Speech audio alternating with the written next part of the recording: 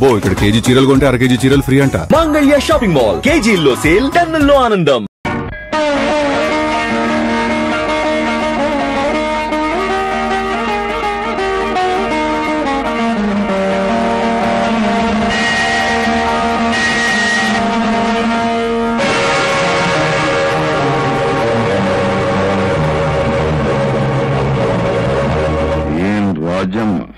ఏం భూషయ్యా, రజనీదేవిగా పేరు మార్చుకుని నగరాన్ని రక్షించే ధర్మదేవతవైపోయావా?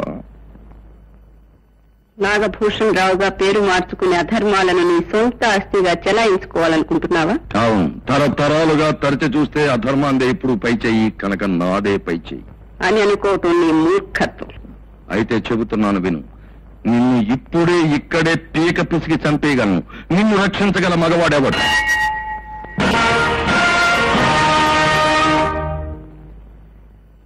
ఆ భగవంతుడి అస్తిత్వానికి పూజారి కర్మసాక్షి, నా ప్రాణం కాపాడటానికి ఈ కృష్ణమూర్తి ఆపద్ధర్మ సాక్షి. వీరా నిన్ను కాపాడగలిగేది? అటు చూడు. వేదే నాగభూషణం, అర్జునుడొక్కడే 11 అక్షోణిల సైన్యాన్ని గడగడలాడించాడు, మర్చిపోకు. అది చూస్తాను. రై, దీన్ని తీసుకెళ్ళి మన కారులో పడాయినరా.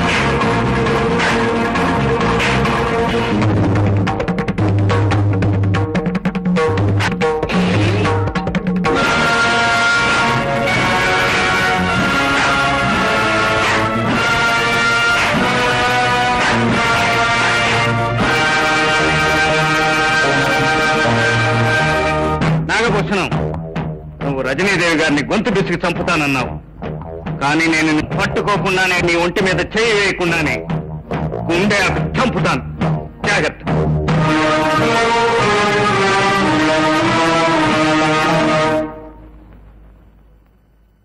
ఒరేయ్, ఎమ్మెల్యే కొడుకువి, లక్షాధికారివి, ఊరి నిండా పెళ్లిగానే ఆడపిల్లలు కోకొల్లలుగా ఉన్నారు. ఊరి సంగతి ఎందుకురా, ఈ వీధి సంగతి చెప్పు.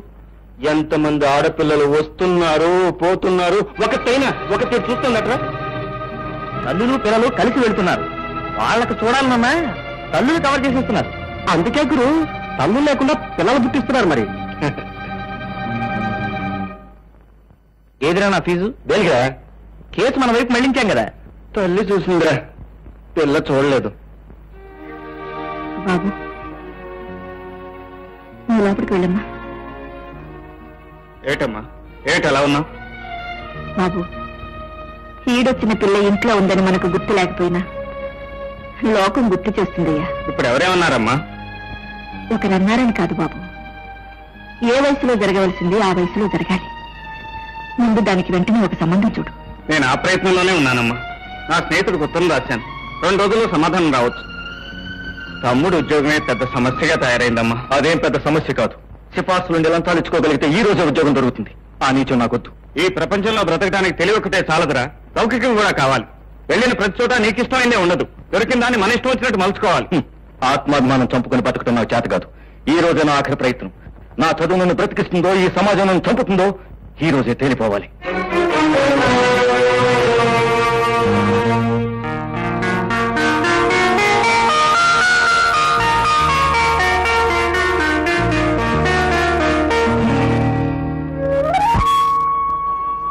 ఆహా జాతిపిత, ఇప్పుడు నాకెంత ఆనందంగా ఉందో తెలుసా? దూరం నుంచి చూసేవాడికి నువ్వు కూడా నిరుద్యోగ వైక్యూలో నిలబడ్డట్టే కనపడుతుంది. ఈ దేశం దుస్థితి కళ్ళారా చూసినట్టుంది. తప్పదు, ఈ దేశానికి స్వరాజ్యం తీసుకొచ్చావుగా, ఆ మాత్రం శిక్ష అనుభవించాల్సిందే. అవును, ఈ బుక్ లో లంచం తీసుకొచ్చావా? తీసుకురాలేదా? అబ్బే లాభం లేదండి, వెళ్ళిపోవచ్చు. అదేంటి అందరూ వెళ్ళిపోతున్నారు? ఏమండి, హలో హలో, ఏమిటండి అందరూ వెళ్ళిపోతున్నారు? ఇది కూడా లంచాల రాజ్యమేనా? అబ్బా కాదు గురు, ఉత్తరం వద్దట దక్షిణం వద్దట, ప్రతిభే కావాలట. ఈ సంగతి తెలిస్తే ఇంత దూరం ఎందుకు వచ్చేవాళ్ళం? పదపదా.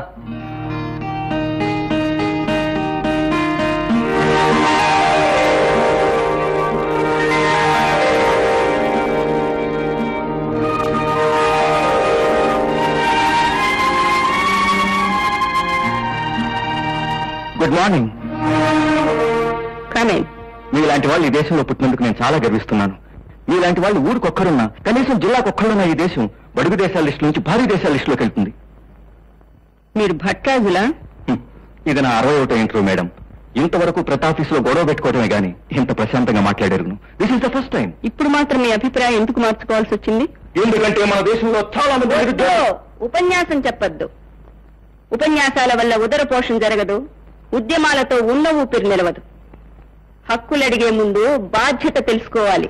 ఓహో, మీరు కూడా నన్ను ప్రశ్నలు వేయటం మొదలెట్టారన్నమాట. చూడండి మేడం, మీరు అడిగిన ఏ ప్రశ్నకు నేను సమాధానం చెప్పలేను. ఇంతవరకు అందరూ చెడుగా మోసం చేశారు, మీరు మంచిగా మోసం చేస్తున్నారు. ఒకవేళ మీరు అడిగిన ప్రశ్నకు నేను సమాధానం చెప్పలేదు అనుకోండి, ఏం చేస్తారంట? ఉద్యోగం అంతేగా. So right, thank you very much. This is 62. You are appointed. Disturbance అయినా పర్వాలేదు, మనం డిస్టర్బ్ అవ్వకుండా ఉంటే చాలు. ఇక్కడ నుంచుంటే దోమలు, కూర్చుంటే నన్ను, అటుపక్క పిల్లలు, ఇటుపక్క. చూడండి, మన అనుకున్న పని ఏకాగ్రత చేసుకుంటే అడవిలో కూడా అనుకున్నది సాధించగలం. ఈ అడవిలో ఏం సాధించడానికి వచ్చినట్టు మీరు? అది మరి ఏమిటో చెప్పండి. ఏమిటి మా టీచర్? ఎవరా అమ్మాయి?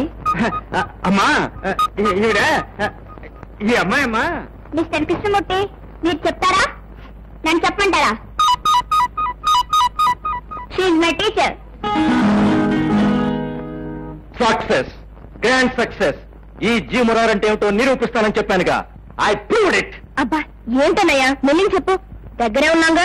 నీల్ ఆర్మ్స్ట్రాంగ్ చంద్రుడి మీద అడుగుపెట్టిన క్షణం ఎలా ఫీల్ అయ్యాడో గాని ఈ రోజు ఈ జీ మురార్ అంతకన్నా గొప్పగా ఫీల్ అవుతున్నాడు. ఎందుకో తెలుసా? ఉద్యోగం దొరికింది కాబట్టి. ఏంటి, నీకు ఉద్యోగం వచ్చిందా? ఛీ, అసలు నా జాతకంలోనే తప్పుంది. ఏమిటో చూపు, వడ్రాలేదు బెడ్ని కన్నట్టు. నాకు ఉద్యోగం రాకూడదా? వస్తే తప్ప? మీరే చెప్పండి. అవును, ఇంతకీ మీరెవరు? ఎవరైనా పర్లేదులేండి, నాకు ఉద్యోగం రావడం నేర్మా. ఆయన గోల్డ్ మెడలిస్ట్ అండి, గోల్డ్ మెడలిస్ట్. ఇప్పుడు వచ్చింది కదండి. థ్యాంక్స్. ఎంత చల్లని మాట చెప్పు నాయన. నీ కష్టాలన్నీ గట్టెక్కే, ఇక నేను ప్రశాంతంగా ఉండు. నాయనా, అర్చని పాడిచోపు. లేదు, ఈ ఇంటి బాధ్యత నేను తీసుకుని మిమ్మల్ని అందరినీ సుఖపెట్టిన తర్వాతే నాకు ఆనందం. ఒరే బుజ్జిగా, ఈ రోజు నుంచి ఇంట్లో సంపాదించేది ఒక చేయి కాదురా, 2 చేతులు.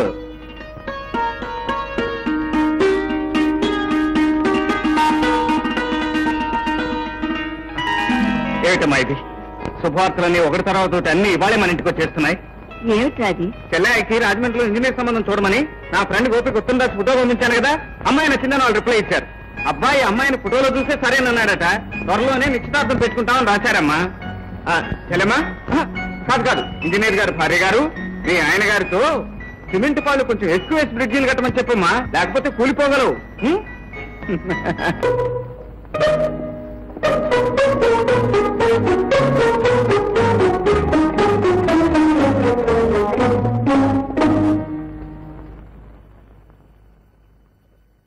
మేడం. ఎవరమ్మా నువ్వు? నీ మేనేజ్మెంట్ తో నడుస్తున్న కాన్వెంట్ లో పనిచేస్తున్న టీచర్ అండి. నా పేరు సుధా. ఏ పని మీద వచ్చావు? నీ ఆశీర్వాదం కోసం వచ్చానండి. నాకెందుకంత ప్రత్యేకమైన విలువ ఇచ్చావు? నేనే తీసుకొచ్చాను మేడం. నేను అమ్మాయిని ఆశీర్వదించడంలో నీ స్వార్థం ఏమిటి? మీ అనుమతి లేకుండా నా నేడును కూడా నా వెంట నడవనివ్వను. నా జీవితం కావచ్చు, జీవిత భాగస్వామి కావచ్చు, ఏదైనా మీ తర్వాతే.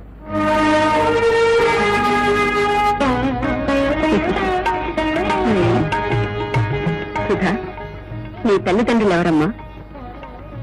స్వయం శక్తి మీద ఆధారపడి బ్రతుకుతున్న దానికి ఆ వివరాలతో సంబంధం ఉందండి. మరి కృష్ణమూర్తి ఎవరో ఏమిటో తెలుసుకున్నావా? ఆయన మనసు ఎంత గొప్పదో తెలుసుకున్నాను. గడిచి పిల్లవే. మా కృష్ణమూర్తికి రుక్మిణిని వెతకాలనుకున్నాను, కానీ సత్యభామని వెతుక్కుని తీసుకొచ్చాడు. మీకు ఇష్టం లేకపోతే చెప్పాను మేడం, వెంటనే పంపించేయటమే. ఆ అగ్రిమెంట్ మీదే తీసుకొచ్చాను. ఏమిటయ్యా చిన్నపిల్లాళ్ళ, ఇంత దూరం నీతో నడిచొచ్చాక 7 అడుగులు వేయొద్దంటే ఎలా చెప్పు? ఆమెను అర్థం చేసుకోవటానికి ప్రయత్నించు, నువ్వు ఆమెకు అర్థం అవ్వు. అక్కర్లేదండి, నేనే ఆయనకి అర్థంగినవుతాను. కృష్ణమూర్తి, నాకు చాలా సంతోషంగా ఉందయ్యా. నీ చెల్లెలకు పెళ్లి కుదిరింది, నీ తమ్ముడికి ఉద్యోగం వచ్చింది, నిన్ను అర్థం చేసుకునే భాగస్వామి నీకు దొరికింది. ఇంతకంటే ఇంకేం కావాలి?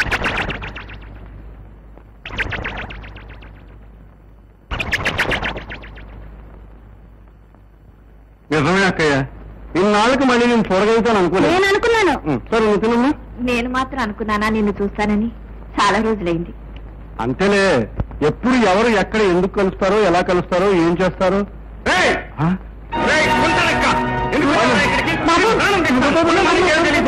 ఇంట్లో అడుగుతుంది అర్హత కూడా లేదు. ఏంటది? ప్రాణమావని కూడా లేకుండా వీడు ఉన్న చోట శని తాండవిస్తుందని, వీడు వచ్చాకే మన కుటుంబం కూలిపోయిందని నాన్న మాటలు నేను ఇంకా మర్చిపోలేదమ్మా. వీడికి ఇంట్లో ఉండే అర్హత లేదు. బాబు ఆగు, నా మాట విను. మహావృక్షాన్ని కూల్చివేసే వేరు పురుగు లాంటి వాడమ్మా వీడు. వీడు మన కుటుంబానికి చేసిన ద్రోహం ఒక్కసారి జ్ఞాపకం తెచ్చుకో. ఇంటికొచ్చిన శత్రువు కూడా అడిగినప్పుడు అన్నం పెట్టే వంశం రామంది. అసలు వాడు ఎందుకు వచ్చాడో తెలుసుకోకుండా ఏమిట్రా ఈ ఆవేశం? అమ్మా, దెబ్బతిన్న మన కుటుంబం ఇప్పుడే ఊపిరి పోసుకుంటోంది. మళ్ళీ అపస్మృతి పలికితే నేను తట్టుకోలేను. తమ్ముడి మీద ప్రేమతో ఇంట్లోనే పెట్టుకుంటావో, విరోధిగా బయటికి వెళ్తావో ఆలోచించుకో.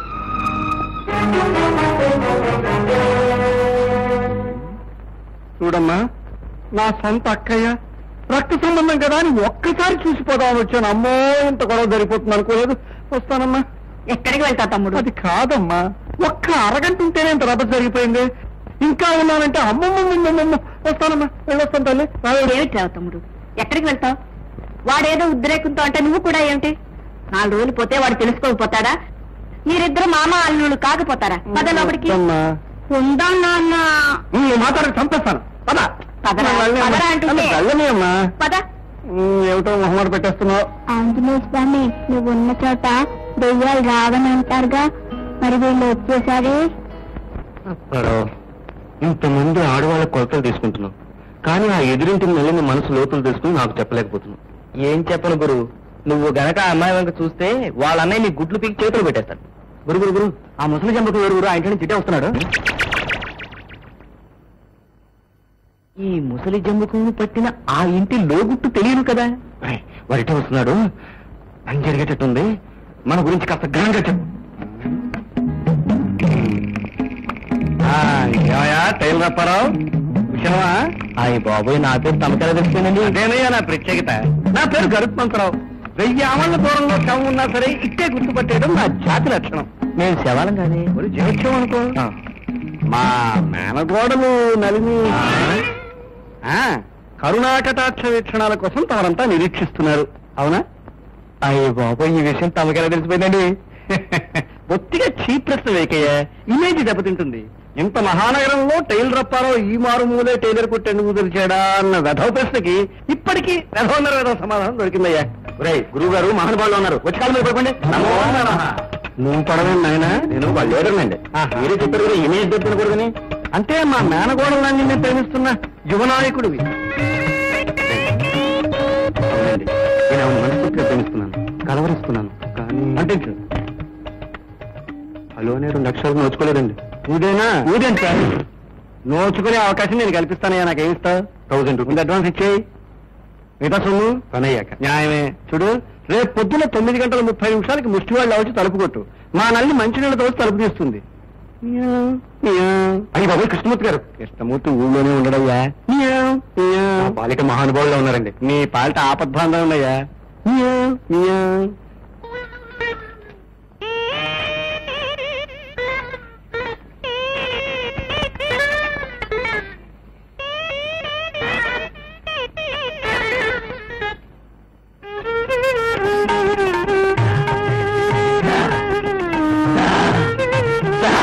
అదేంటి బరలాగా దా దా అంటావు?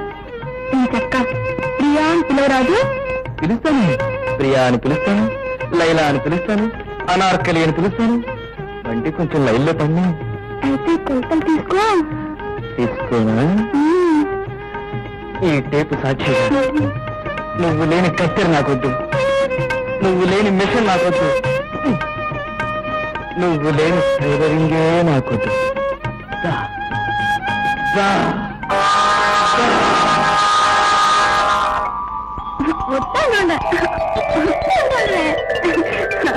కత్తి వద్దంటుండే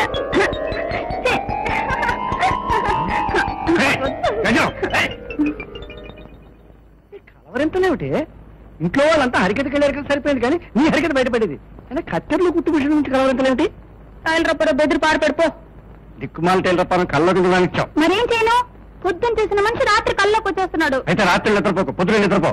పొద్దున్న నిద్రపోతే కర్ణం గారు అబ్బాయి కల్లోకి వస్తున్నాడు. అయితే మధ్యాహ్నం నిద్రపోకు. మధ్యాహ్నం నిద్రపోతే మున్సబ్ గారు అబ్బాయి కల్లోకి వస్తున్నాడు. అమ్మగారిది కొరకన్నారా? మీరు చిన్నప్పుడు స్కూల్కి టైంకి వెళ్ళారో తెలియదు, కానీ నా కూతురు కళ్ళకు మాత్రం టైం పెట్టేస్తున్నారా? చూడు, చిన్నబాబు తప్ప ఇంకెవరిని కళ్ళకు రానివ్వకు. చిన్నబాబు అసలు చూసి కానన్నా, పోనీ పెద్దబాబు గురించి కలగన్నా? నీ పీకలు ఒక్కేస్తాను. నువ్వు అసలు పడుకోకు, దిక్కుమలి కళ్ళు రావు. ఫోన్లే, చిన్నబాబు గురించి ప్రయత్నిస్తాను. నా తల్లి, ఇప్పుడే పడుకొని అర్జెంటుగా చిన్నబాబు కళ్ళు తెచ్చేసుకో. అప్పటికు ఇదిగో ఆఫీస్ లో ఉంటాడు. పడుకో. విశ్వప్పరావు, స్వయంవరానికి సిద్ధంగా వచ్చేసాను. ఒరేయ్ బ్రదరు, నీ ఫేస్ చూస్తుంటే ఇవాళ నీ టైం ఏం బాగున్నట్లేదు. నీ నిర్ణయాన్ని మార్చుకోకూడదు. మనం అనుకున్నది సాధించే వరకు నిర్ణయాలు మార్చుకోం. మనం వెళతాం, ఆవిడ వస్తుంది. మనం మాట్లాడతాం, ఆవిడ మాట్లాడుతుంది.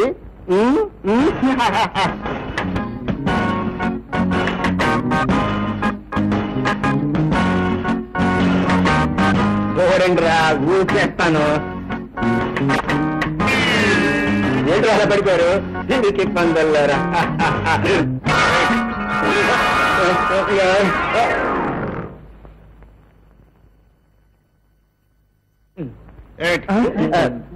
క్షమించండి సార్, ఈ మధ్య మా వాడు మార్నింగ్ వాక్ చేస్తున్నాడండి. ఇప్పటిదాకా లెఫ్ట్ అండ్ రైట్ తిరిగాడు, ఇప్పుడే అబౌట్ టర్న్ అయ్యాడు. మీరు కనపడ్డారు, వాడు పడిపోయాడు. మీరు పర్మిషన్ ఇస్తే బాడీని మోసుకుపోతాం. అక్కడ